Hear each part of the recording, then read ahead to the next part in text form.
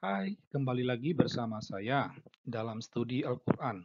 Sebelum membahas topik kita, mohon dukungannya untuk mengklik tombol like, subscribe, notifikasi, dan mohon video ini di-share agar semakin banyak orang mendapatkan pencerahan. Tema studi kita kali ini membahas tentang Allah Subhanahu wa Ta'ala yang gagal paham. Ya, jadi kalau kita membaca ayat-ayat Al-Quran, kita banyak menemukan bahwa Allah Islam ini dia gagal paham. Dia apa yang dia katakan itu me- menunjukkan bahwa dia tidak paham, ya. Nah, ini topik kita. Kita berangkat dari fakta, ya. Fakta yang dapat kita jumpai baik itu di dunia maya maupun di dunia nyata, yaitu umat Islam sibuk merecoki ajaran agama lain, ya. Kita mungkin pernah dengar nih ada ustadz yang ceramah mengatakan soal Allah Tritunggal atau membahas tentang kealahan Yesus itu hasil obrolan warung kopi, ya, dan lain banyak skalanya, ya. Sibuk sibuk merecoki mengurus ajaran agama lain, ya. Nah, tetapi yang harus dipahami bahwa apa yang dilakukan ini terinspirasi dari Allahnya sendiri, ya, terinspirasi dari Allahnya sendiri karena Allah Subhanahu wa Ta'ala juga melakukan hal yang sama, ya. Nah, oleh karena itulah, ya, bisa dikatakan baik umat Islam maupun Allahnya tanpa mereka gagal paham. Ini memang sangat menyedihkan.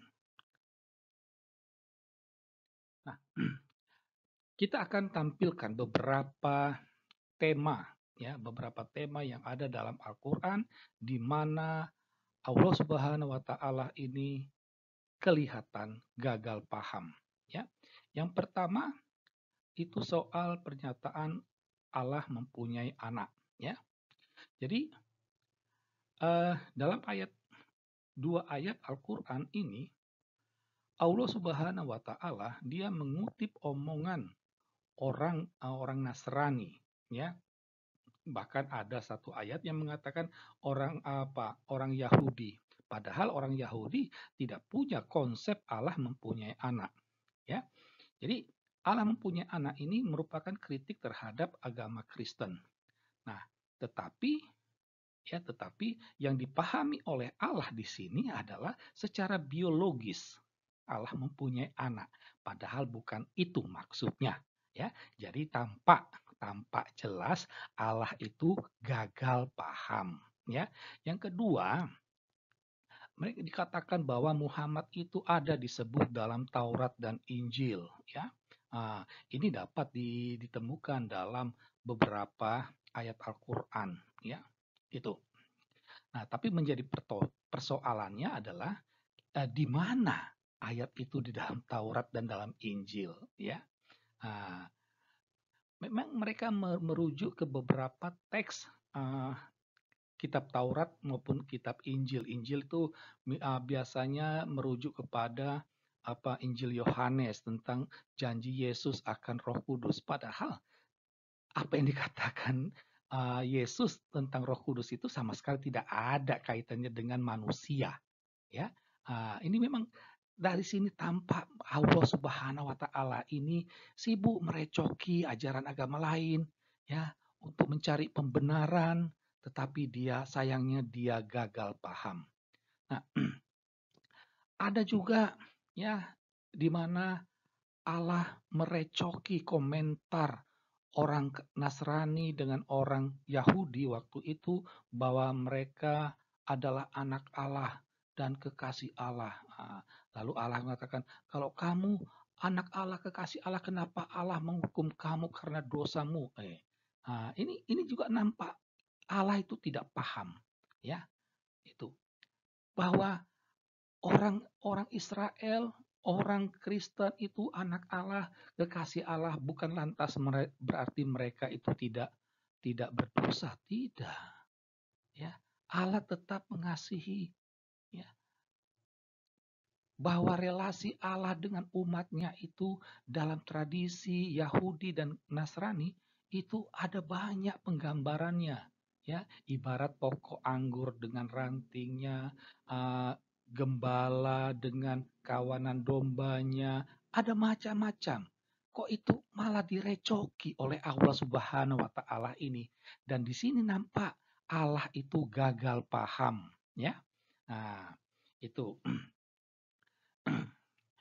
Selain itu misalnya ada pernyataan, "Mari ikut kami," orang apa, ini pasti orang Kristen yang ngomong, "Mari ikut kami akan memikul dosa dosa kalian." Gitu. Lalu di sini komentar Allah, "Mana mungkin orang memikul dosa orang lain, sementara dia sendiri punya dosa." Gitu. Nah, ini Allah itu tidak paham bahwa yang dimaksud oleh orang Kristen itu adalah Yesus. Yesus yang memikul dosa umat manusia. Dan Yesus memaku dosa-dosa manusia itu di kayu salib. Karena itulah salib menjadi sarana penebusan dosa manusia. Itu. Ini keyakinan orang Kristen, kenapa direcoki?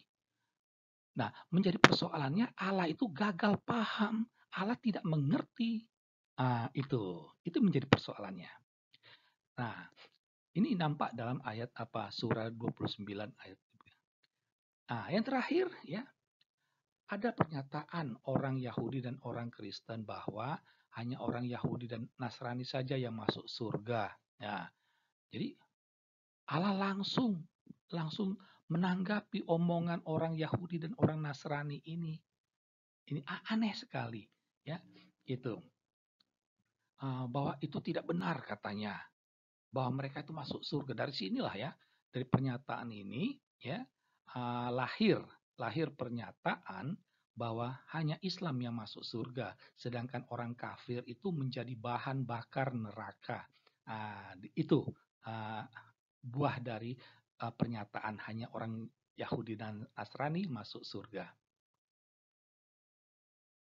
Nah, dari uraian di atas kita bisa menarik kesimpulan logis ya. Yang pertama, tampak jelas bahwa Allah Islam itu kurang kerjaan, ya. Dia ini bukannya sibuk mengurus umat Islam, memberi pengajaran tentang Islam itu, lebih baik itu kan tapi dia sibuk ngurus ajaran agama orang lain, ya. Itu. Aneh, Allah Islam ini kurang kerjaan, ya. Dia sampai lupa untuk menghentikan perintah supaya jangan membunuh orang kafir, menghentikan supaya tidak ada konsep khilafah gitu. Dia lupa. Sehingga saat ini umat Islam terus membunuh orang kafir, membenci orang kafir, memusuhi orang kafir karena berdasarkan perintah Allahnya sendiri. Ya.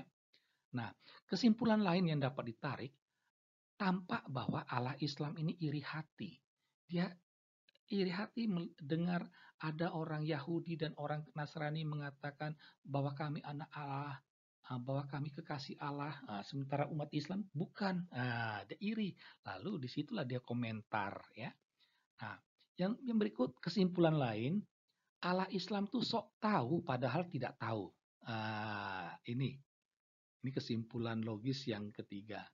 Dia merasa diri sok tahu, ya, tahu bahwa uh, apa kekasih Allah, anak Allah itu, padahal dia tidak sama sekali, dia tidak tahu, ya. Nah, dari sinilah tampak bahwa Allah Islam itu kelihatan bodoh, ya. Nah, itu. Inilah hasil studi kita. Semoga studi ini membantu Anda untuk dapat memahami Allah orang Islam. Sekian dan terima kasih.